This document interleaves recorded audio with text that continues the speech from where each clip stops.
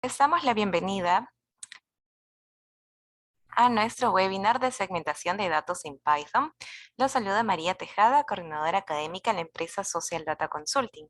Ahora, estimados, les voy a pedir que por favor podamos aguardar unos minutos de espera con la finalidad de que el resto de participantes se pueda integrar y así podamos dar inicio a este webinar.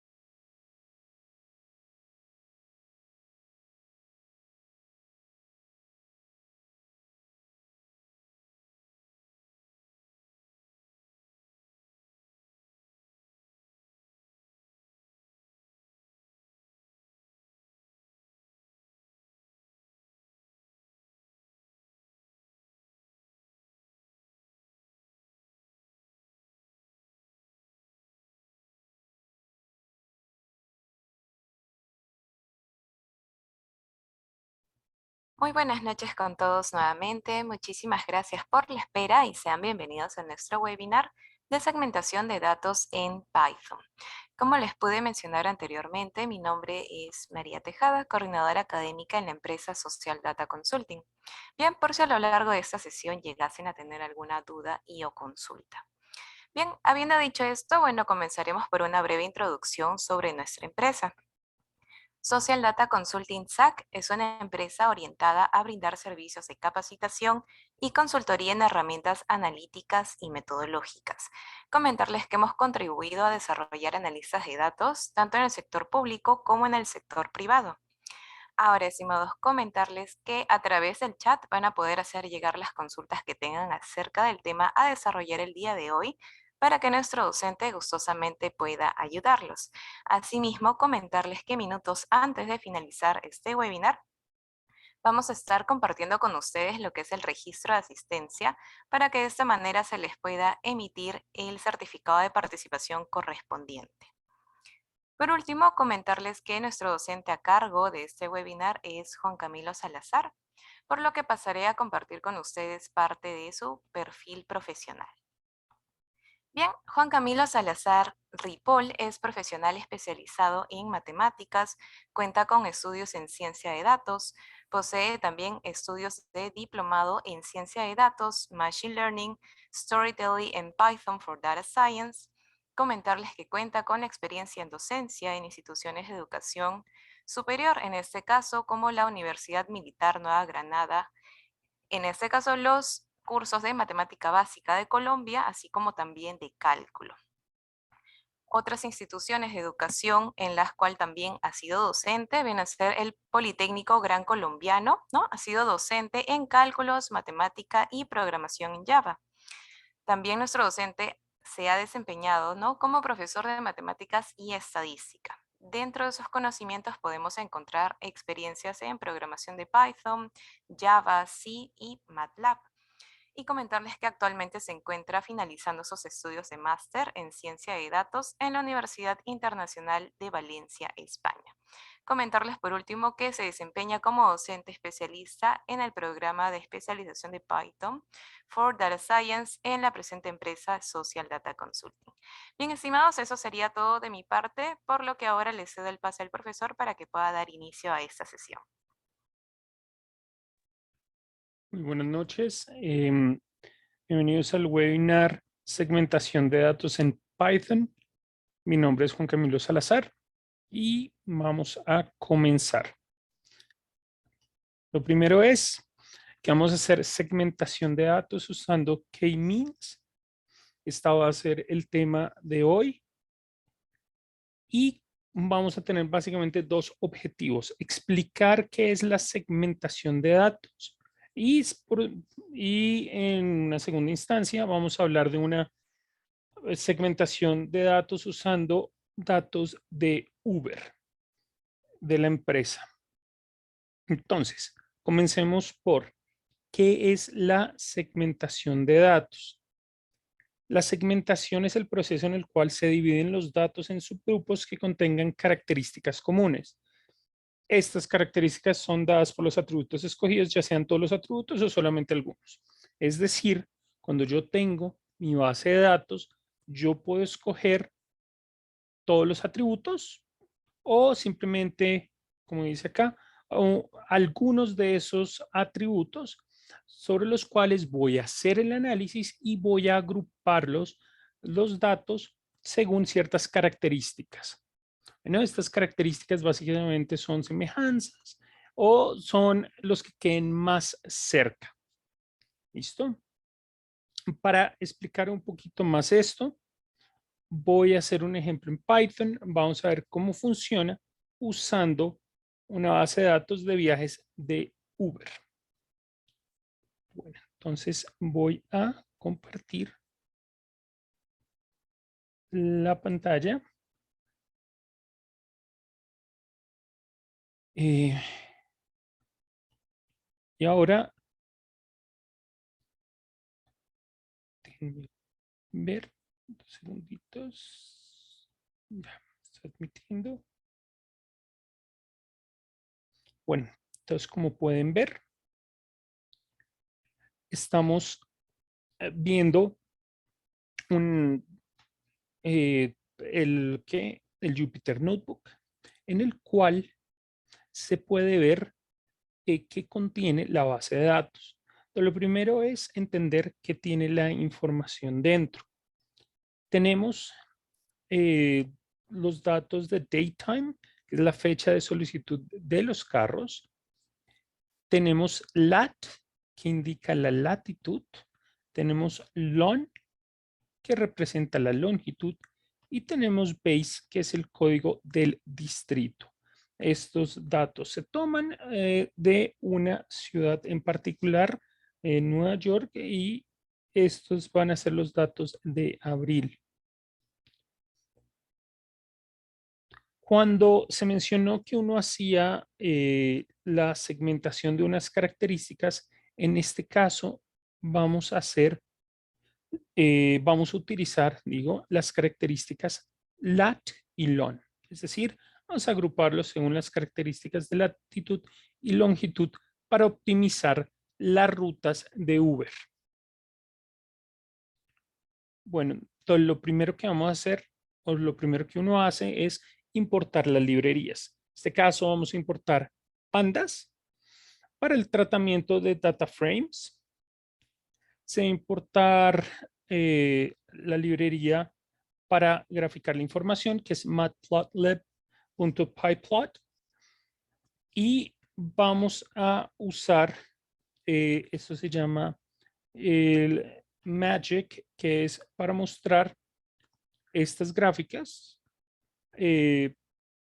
digamos que de una forma más nítida o más organizada dentro del ejercicio. Lo segundo es que vamos a cargar los datos en un data frame. En este caso, el data frame va a ser llamado data. Entonces, como pueden ver aquí, se guardó el nombre del archivo, es Uber Raw Data, abril 14, entonces, hace referencia a que son datos obtenidos del año 2014. Entonces leemos ese CSV, lo guardamos en el data frame y luego revisamos la información del data frame. Pues en principio las columnas, pero en general del data frame.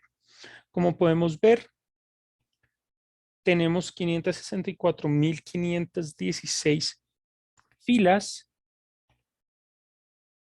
que van desde 0 hasta 564.515.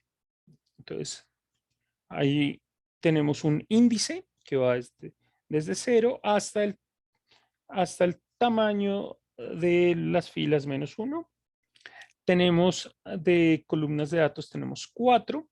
Y aquí podemos ver el tipo de dato. Podemos ver que datetime, o sea, la fecha en la cual se le solicitó el vehículo, es un string, al igual que base, eso también es string. Y la longitud y la latitud son flotantes, es decir, son decimales, representado en 64 bits. Entonces lo que vamos a hacer es, vamos a usar aquellos que son decimales, los otros no los vamos a usar. Podemos ver qué tipo de datos son flotantes, 2 flotantes y 2 de string. Entonces eso fue lo que me dio data.info. Para hacer las cosas más fácil y que podamos correr esto, lo que decidí es coger los primeros 1000, porque los primeros 1000 es fácil leer, identificar, mirar, hacer cálculos con ellos, pero si no hubiera restringido mis datos a los primeros 1000, hubiera podido hacerlo. La diferencia es que el tiempo de ejecución es menor usando 1000 en vez de usar los 564.516. Entonces, lo primero que vamos a hacer es hacer una copia y vamos a ver por qué voy a hacer esta copia. Entonces voy a hacer una copia en una variable X.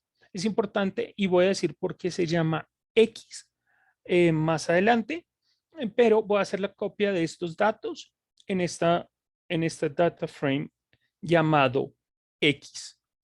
Voy a usar datos más adelante, por eso no quiero modificar este data frame reducido a las primeras 1000 líneas. En X voy a eliminar las columnas que no voy a usar. Entonces voy a eliminar datetime y voy a eliminar base.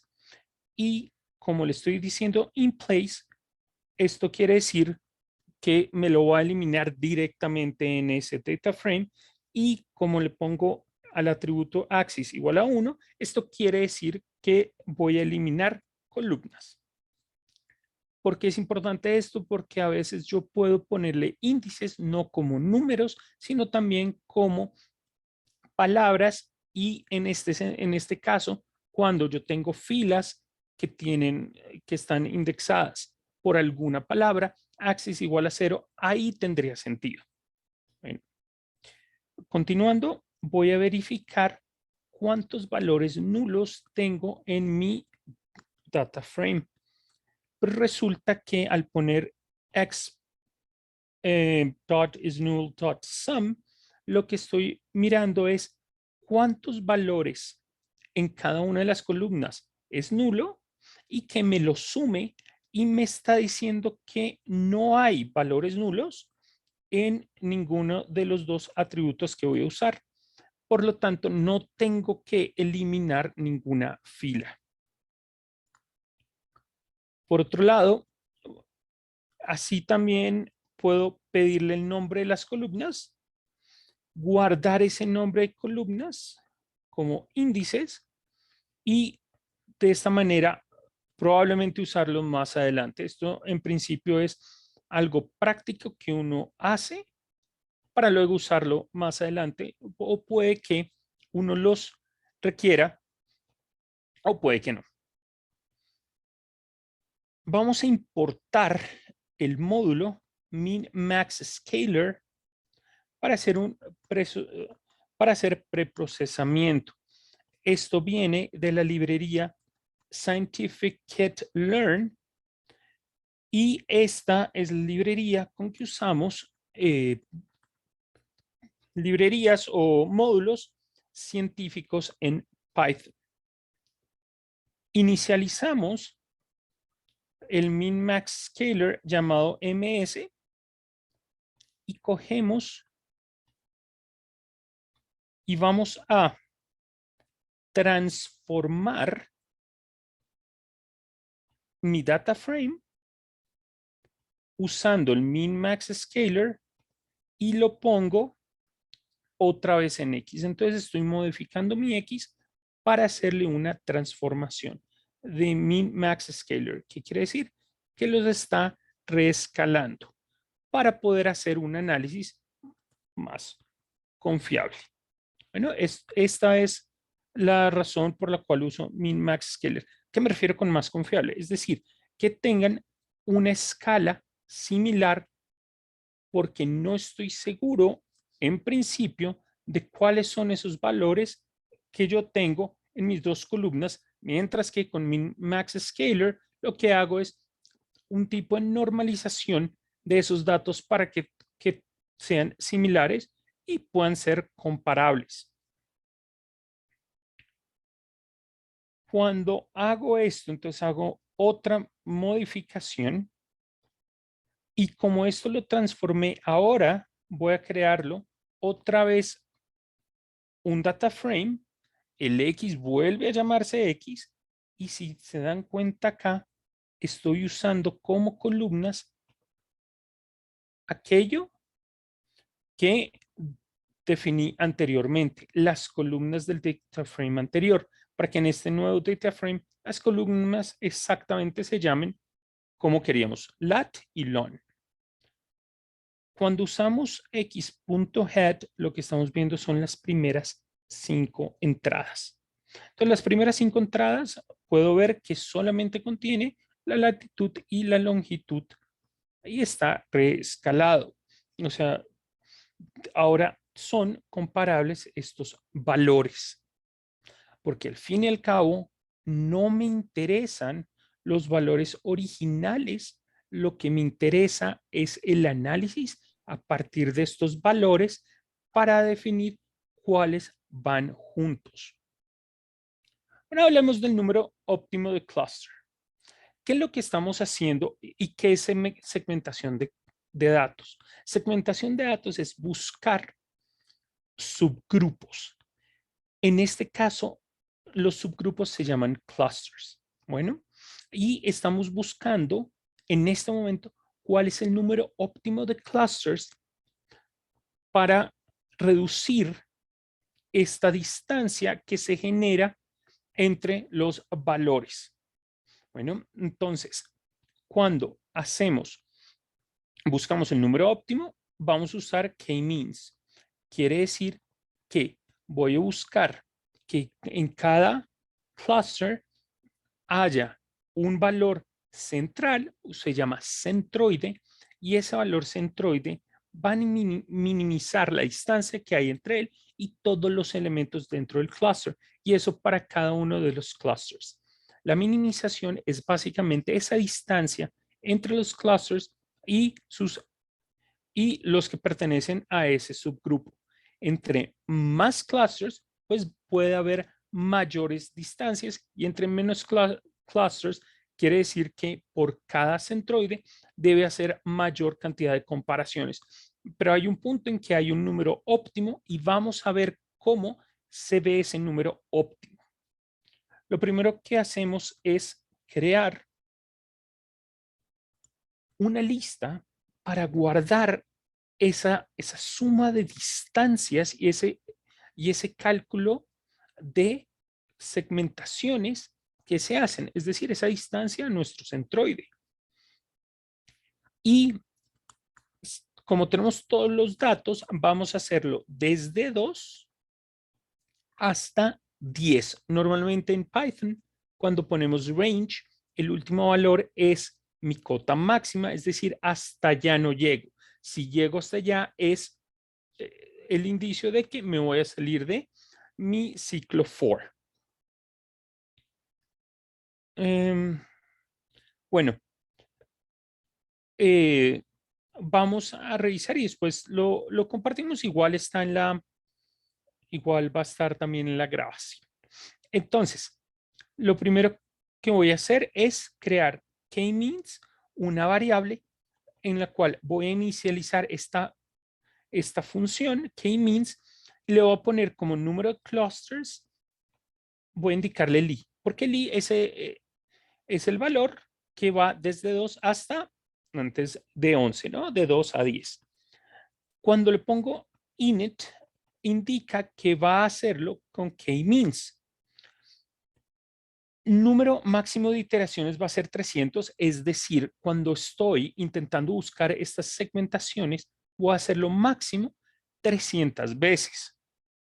Y el ninit igual 10 es el número con el cual voy a iniciar, que son de manera aleatoria 10 valores, y el random state es igual a 0 para darle un valor y que esto sea replicable. ¿Listo? Por eso se le pone un random state igual 0. Bueno, entonces vamos a hacer k-means y vamos a usar x.values para hacer el fit. Fit es aplica la función a los valores. Una cosa muy importante, en caso de que no se le ponga el x.values, él va a generar un error diciendo que no todos los valores son numéricos. Y esto se debe a que x contiene esto que se llama, pues, el nombre de sus columnas, o internamente se llama header. Queremos evitar el header poniendo x.values. Ahora, esto lo vamos a guardar en nuestra lista. Le ponemos .append y a estos valores le ponemos lo que se llama inercia, que son los valores que yo les comentaba antes. La inercia es ese valor con el cual, a partir de generar dos clusters, por ejemplo, cuando son dos, pongo los centroides y pongo las distancias que hay entre el centroide y el resto de los valores ahí dentro, y eso se le llama inercia, y esta inercia es el valor que yo estoy guardando. Bueno, en esta lista para posteriormente graficarlo. Entonces voy a coger y voy a graficarlo, y lo voy a graficar y vamos a usar algo que se llama el método del codo. Entonces el título se va a llamar método de codo. La etiqueta de X va a ser número de clusters. La etiqueta en Y va a ser k-medios, que puede haberle llamado inercia. Y aquí lo muestro. Bueno, esta es la gráfica generada. Como ven, va desde 2 hasta 10. Como les decía, en Python uno le pone 11 para decirle no me llegue hasta 11. Y lo que podemos ver acá como el método del codo es que si esto parece un brazo, este de acá en 5 parece un codo del brazo. Por eso se llama el método del codo. Y este es el valor que queremos usar como el número de clusters óptimo.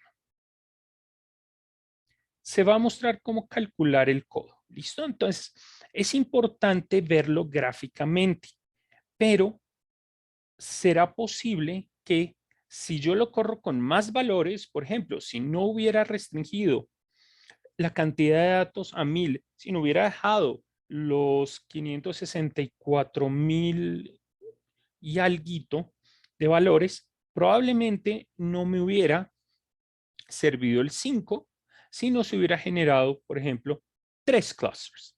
¿Listo?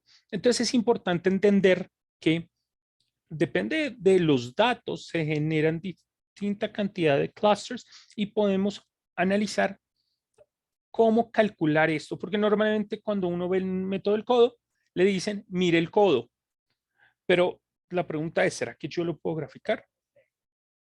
Entonces, vamos a hacer lo siguiente, vamos a analizar qué quiere decir el método del codo, cómo puedo calcular ese método del codo a partir de estos valores. Entonces, lo primero es que se va a calcular la pendiente de cada uno de los valores. ¿Qué es la pendiente? La pendiente, como sabemos de nuestros cursos de cálculo, es básicamente la, la diferencia en Y dividida la diferencia en X. La ventaja que tenemos en este momento es que la diferencia en X va a ser 1 porque lo voy a calcular la pendiente en 3, la pendiente en 4, la pendiente en 5, en 6, 7. Básicamente eso es lo que voy a hacer. Y luego voy a calcular el cambio de pendientes y el que me genere un cambio de pendientes abrupto o mayor, ese va a ser el codo. Entonces, voy a recorrer mi lista de valores, de inercias, y voy a guardar esta diferencia en una lista. Saco la diferencia y es importante el orden, porque las diferencias deben ser positivas, la gráfica es decreciente, por lo tanto el orden se hace izquierda menos derecha. Es decir, valor izquierdo menos valor derecho me va a dar una diferencia positiva.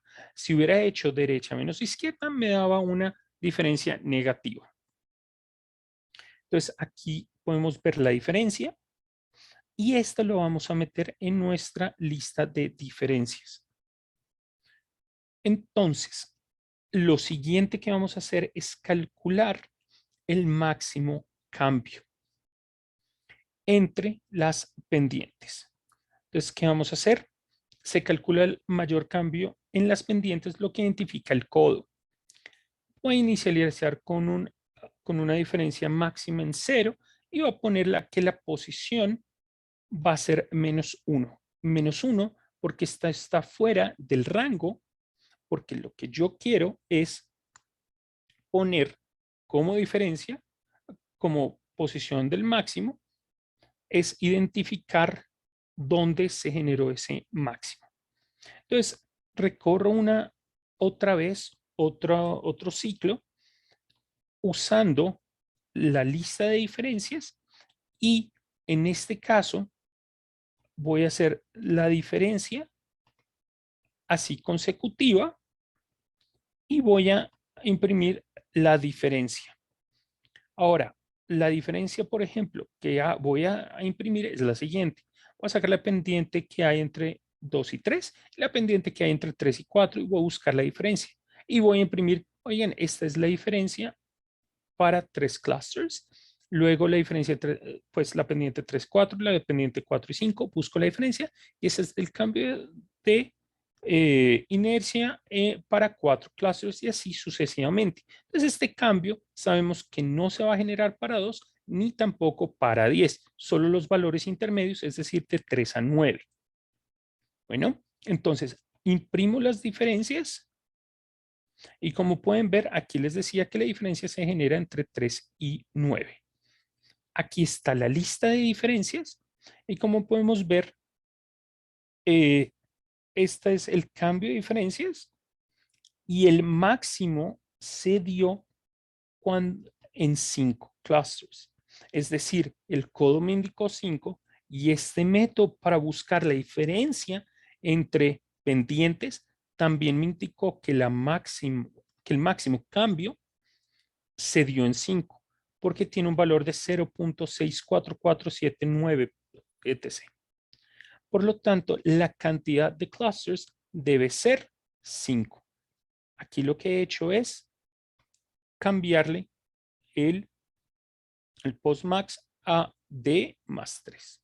Bueno, listo. Entonces, esto es básicamente la manera como programamos el codo. Normalmente cuando ustedes ven método del codo, ustedes van a ver que dice, mire la gráfica. Pero acá acaban de ver cómo se calcula el codo. Bueno, también tenemos otro método que es el método de la silueta para encontrar el número óptimo de clusters.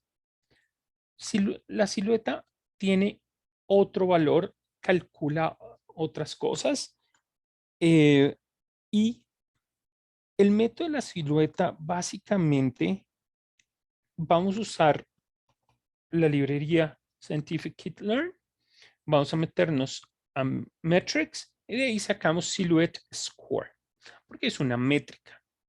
Volvemos a sacar nuestra lista de valores de la silueta y recorremos ahora.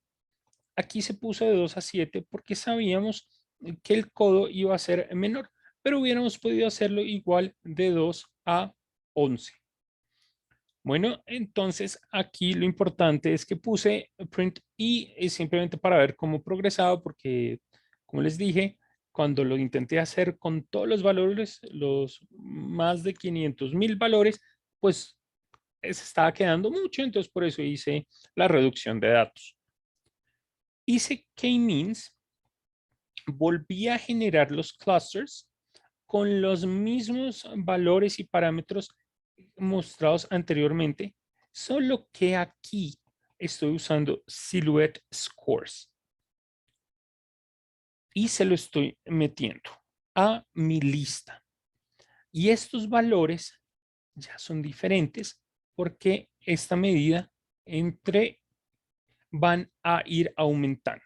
¿Listo? Ya no es una medida de distancias.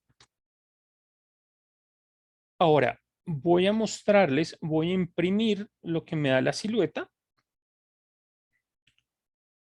Y la silueta, como pueden ver, lo hago desde 2 hasta 6, porque comienzo en 2, lo hice hasta 7 arriba, por lo tanto calculo hasta 6, y aquí me da un pico en 5. Entonces, ¿cómo se calcula este pico? Se calcula de la misma manera. Aquí hay una diferencia, se calcula la pendiente de cada uno de los valores y aquí la diferencia respecto al método anterior para calcular este valor es que al ser la gráfica creciente, tengo que hacer la diferencia de derecha menos izquierda, porque el valor de la derecha va a ser más grande que el valor de la izquierda. Y calculo estas diferencias. Este es el único cambio respecto a calcular el codo. Cuando busco la silueta, hago derecha menos izquierda. Cuando hago el codo, hago izquierda menos derecha. Sin embargo, cuando hablo de las diferencias, vuelvo y calculo el máximo de estas, el máximo cambio en las diferencias. Eso sí no cambia. Entonces, vuelvo, inicializo en 0 y postmax en -1, hago el recorrido de diferencias. Esto, como pueden ver, es izquierdo menos derecho y busco la diferencia. La máxima diferencia en este caso resultó ser en 5, porque la única diferencia positiva, el resto fueron diferencias negativas. Por lo tanto, como es la máxima diferencia, aquí no estamos viendo tampoco máxima diferencia absoluta. Y podemos ver que ahí es donde se presenta. es importante tener en cuenta que si es máxima diferencia positiva, porque como es una función creciente, es el momento en que deja de crecer y comienza a decrecer. Entonces, en este caso, tiene sentido que yo no esté buscando la diferencia con un valor absoluto debido a la naturaleza de la gráfica al momento de visualizarla. Bueno, veamos qué es este modelo de K-means. El modelo de K-means lo que hace es, vamos a coger y todo es lo que hacíamos dentro del for para poder calcular estos valores, tanto del codo como de la silueta. Pero acabamos de darnos cuenta que el valor máximo se dio cuando el número de clusters era igual a 5. Entonces yo decidí guardar ese valor en esta variable postmax, que es el valor óptimo calculado desde el arreglo.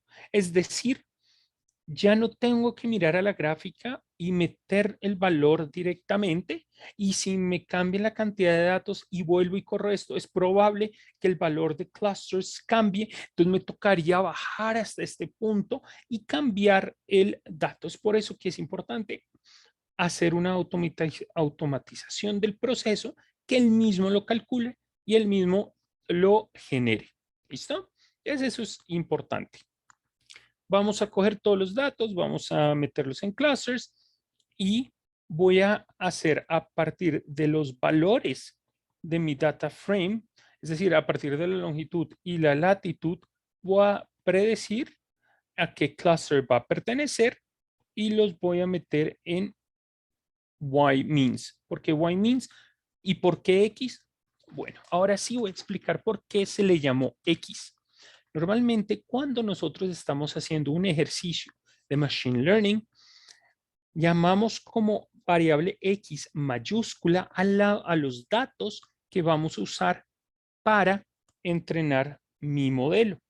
Y usamos Y minúscula para decir cuáles son las predicciones. En este caso, por eso estamos usando la misma nomenclatura, estamos llamando X mayúscula el data frame, porque al fin y al cabo el data frame contiene los valores que voy a usar para mi modelo y la Y minúscula son los valores a los cuales cada una de las filas eh, pertenece a cuál cluster. ¿Listo? Y contiene el cluster correspondiente. Y voy a guardar en X, una variable X, estos valores para no estar llamando X.values. De hecho, esto se debió haber hecho antes, pero quería mostrarles por qué. Pero bueno, vamos a usar este X más adelante.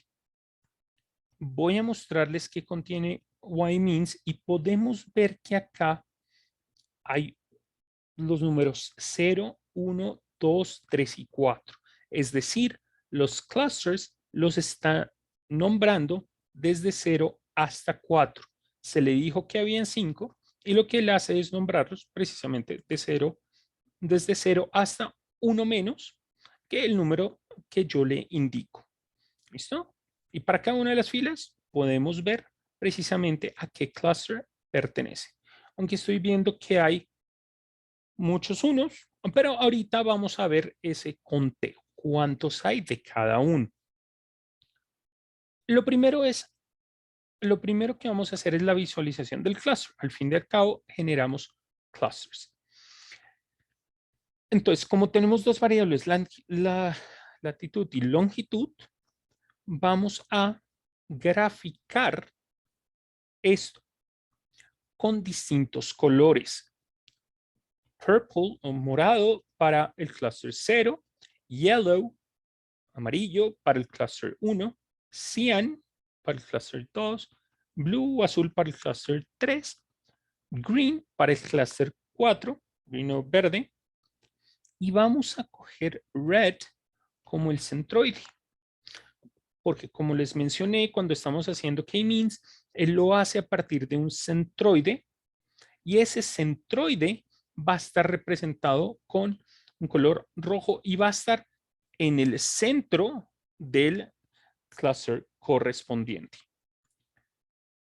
For ruta in range postmax, importante otra vez tenerlo en una variable para poder generar esto y no tener problemas con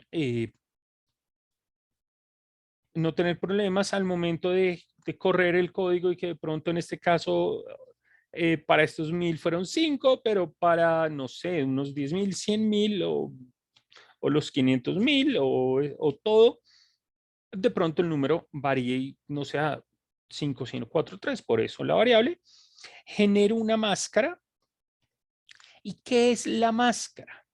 Resulta que estoy llamando esto ruta porque al fin y al cabo estas van a ser rutas para mis Uber, y máscara es aquel vector, bueno, no se llama vector, es una forma de vector, pero realmente es una serie que contiene valores booleanos. Es decir, me genera true o verdadero cuando el valor en y-means coincide con el valor de la variable ruta. Entonces, como estamos en este ciclo, la primera va a ser 0, la segunda va a ser 1, la otra va a ser 2, 3 y 4, y el resto lo pone false. Y esto lo que hace es que me genera esta máscara, y al momento de pasarle la máscara a X, ahora, si se fijan, X ya no tiene los headers, quiere decir que al momento de hacer la impresión, solo va a tomar valores y solo va a tomar esos subvalores que pertenecen a la ruta correspondiente. Se le pone 0 porque es la primera columna y se le pone 1 porque es la segunda columna. Le quitamos el nombre o los títulos, por eso no lo voy a llamar, voy a coger estos X generados en la máscara en longitud y luego estos X de la máscara en latitud, sino le pongo el 0 y 1 para indicarle primera columna y segunda columna. S igual a 50, básicamente el tamaño de los circulitos. Color va a ser lista de colores en la posición del valor de ruta, es decir, si es 0 va a ser purple, si es 1 va a ser yellow y así sucesivamente. Y le voy a poner un label para generar esta leyenda, y la leyenda va a ser ruta con el número.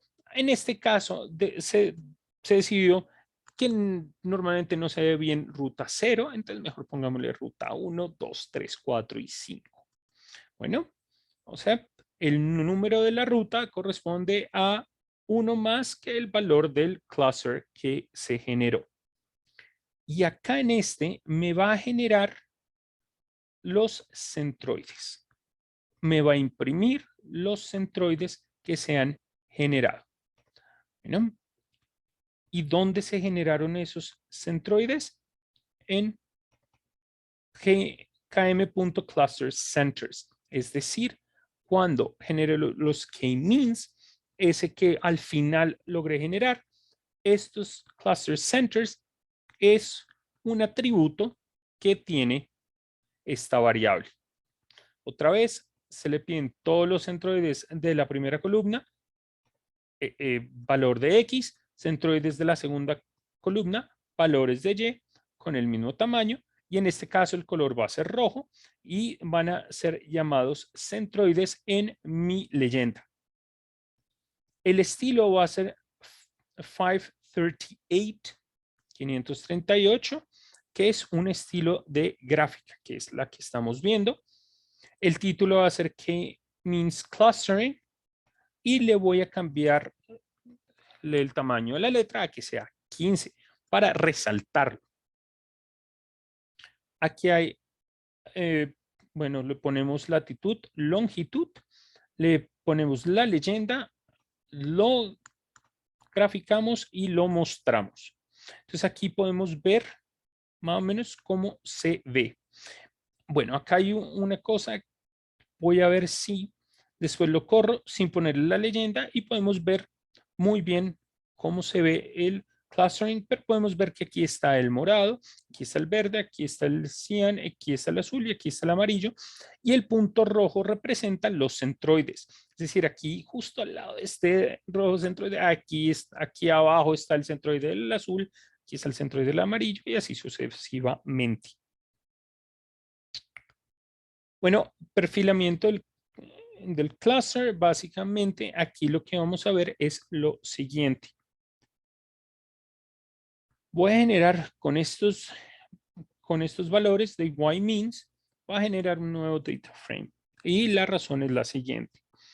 Voy a generar un y-means y lo voy a llamar cluster k-means, es decir, el valor del cluster generado por el método k-medios. Y lo voy a llamar en este data frame. Y voy a imprimir los primeros 5 y podemos ver que para primera fila cayó en el cluster 1, para la siguiente cayó en el cluster 2 y así sucesivamente. Para los primeros 5 podemos ver que aquí están sus valores. Si queremos generar es decir, un data frame que contenga la información original y adicionarle a qué cluster pertenece, entonces vamos a generar un nuevo data frame donde hacemos una concatenación. Es importante tener en cuenta que la concatenación se logra siempre y cuando tengan el mismo tamaño. Si no tienen el mismo tamaño, es decir, el mismo número de filas, en este caso, no se va a poder hacer la concatenación. De la misma manera, esta es una concatenación donde le vamos a adicionar columnas nuevas, es decir, a datos, que por eso hicimos una copia para poder usar esta data frame, le vamos a adicionar esta nueva columna o este nuevo atributo. También, solo para comentar, también hay otra concatenación que es concatenación de filas, pero en este caso tocaría cambiarle el access y deberían tener los mismos atributos para poder hacer esa concatenación. Bueno, y aquí vemos que cuando imprimimos head, imprimimos la cabeza o imprimimos los primeros 5 datos. Entonces podemos ver que los primeros 5 datos son los mismos correspondientes a que se tenía antes, pero adicionalmente está la última columna que contiene el cluster al cual pertenece. Entonces esta es una buena manera de poder meterle los clusters y poder generar un data frame e imprimirlo. Y si queremos, hubiéramos podido guardar esta información en un nuevo CSV. ¿Listo? Y por último, tuve la duda de, bueno, veo muchos unos, veo muy pocos ceros, cómo estuvo distribuido, cómo estuvieron distribuidos los valores. Y aquí haciendo datos cluster, es decir, el nuevo, del atributo cluster k-means, le hago un value count, lo que me genera es, me muestra por cada uno de los valores la frecuencia en la cual aparece.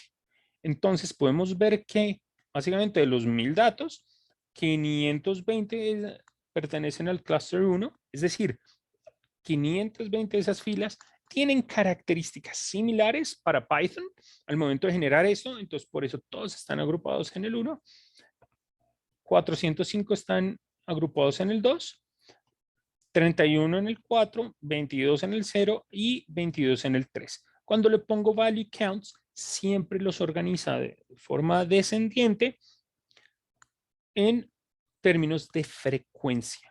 Si quisiera que los organizara en términos de valores, tendría que ponerle pues algunos atributos adicionales a la función o algunos parámetros. Sin embargo, normalmente uno quiere saber cuál tiene mayor y por eso por defecto lo muestra de esta manera. Bueno, esto ha sido segmentación de datos. Quisiera saber si hay alguna duda en alguna explicación dada o si quedó claro cómo es que se hace una segmentación de datos.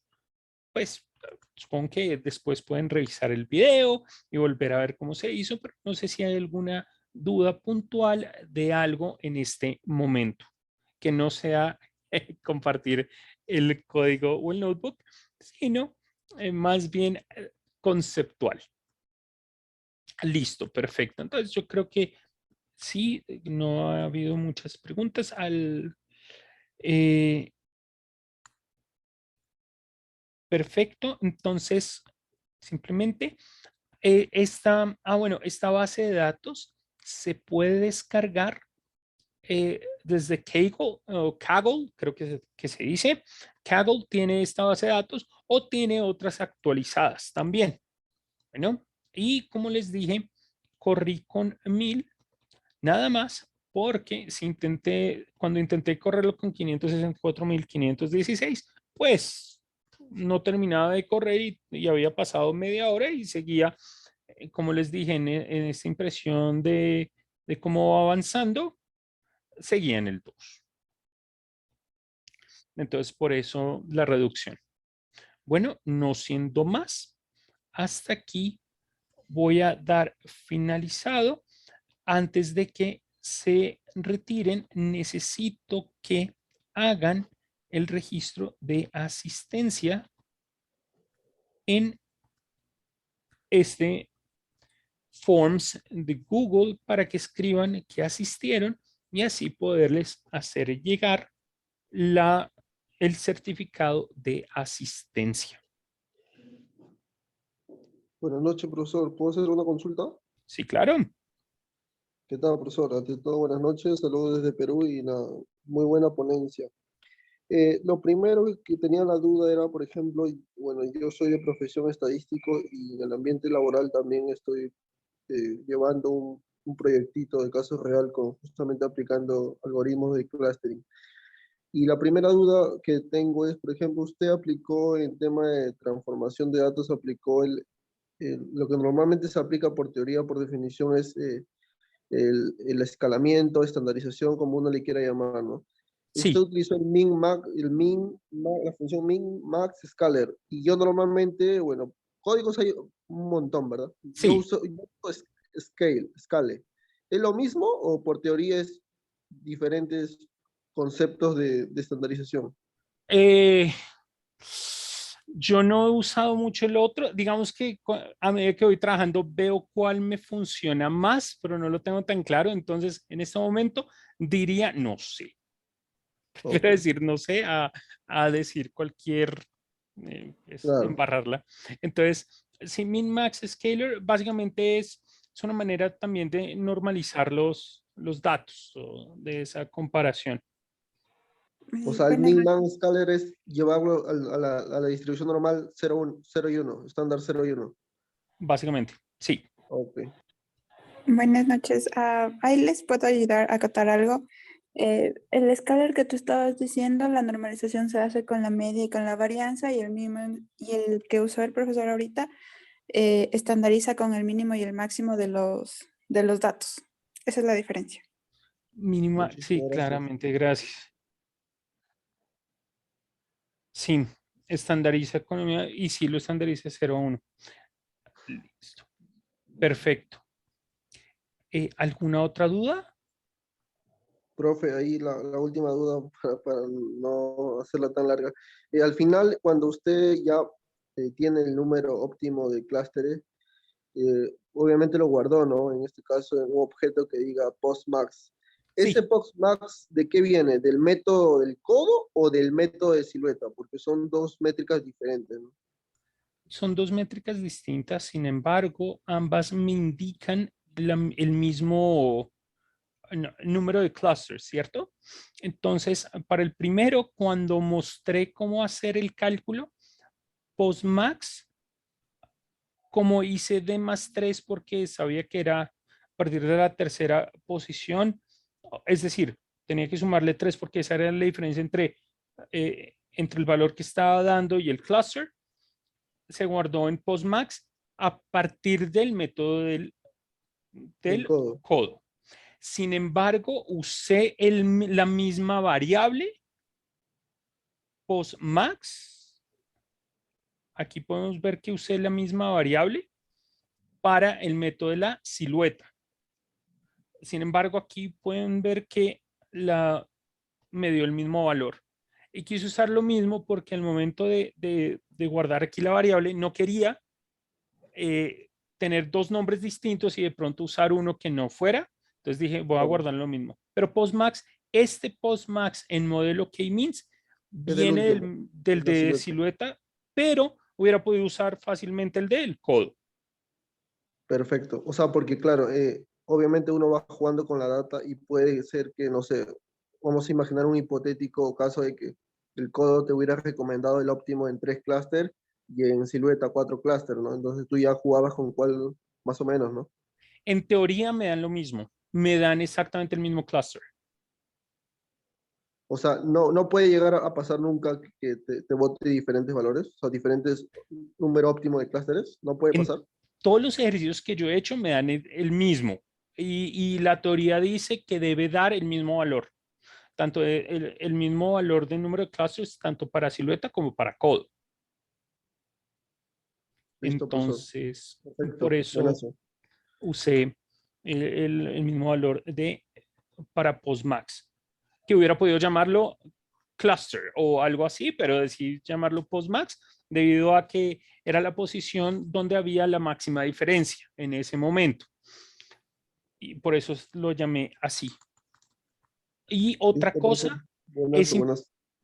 es importante ponerle, cuando se hace este método, ponerle el x.values, por lo que dije, cuando estaba corriendo el código, no le puse el punto values, me estaba botando error de que había tipo tupla y que iba a generar y cuidado con eso. Entonces, analizando un poquito más, fue porque le dejaba los títulos. Es importante quitárselos y ponerle x.values o lo que se hizo acá, hubiéramos podido hacer esto antes, llamarlo x igual a x.values y usar todo el tiempo x también hubiera podido ser. Eso también como para tenerlo en cuenta al momento de hacerlo aquí en Python. Entonces espero que todo el mundo ya haya llenado su nombre en la lista de existencias y creo que no es más. Voy a en Profesor, este momento. disculpe, nada, muchísimas gracias por la ponencia, la verdad, por también responder las observaciones, las dudas. Y si no fuera mucha molestia, ¿usted cree que pueda compartir el Jupyter? Porque a veces por la grabación estar digitando el uno a uno, o sea, uno en el camino, en el trabajo, va encontrando diferentes códigos, ¿no? Sí, Pero sería bueno tenerlo como que ya guardado, ¿no? Organizar, a mí me gusta organizar los diferentes Jupyters que voy encontrando, entonces, no sé si fuera mucha molestia que puedas compartirlo por acá, por este medio, por pues, favor. pues ¿saben qué? Puede haber, solo que el Jupyter, creo que es posible que puedan pues comentar directamente a ver si los comparten, porque si intento compartir esto, no acabo nunca, aunque bueno, no son tantos, ¿no? Bueno, podría intentar compartirlos, pero sí, podría intentar compartir lo que pueda por este medio, así lo tienen. Entonces, me falta, bueno, me estoy saltando un poquito. Compartir por el chat del mismo Zoom.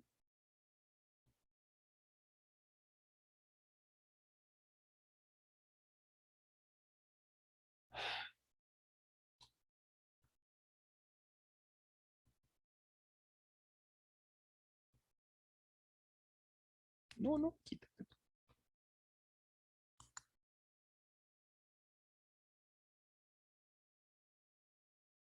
Ya, ahí ya lo compartí, creo que sí, creo que ahí debe llegarles. Y ahí está, sí, listo, ahí está en el chat. Y ya ahí compartí el, el, el código. Entonces, denme 2 segundos.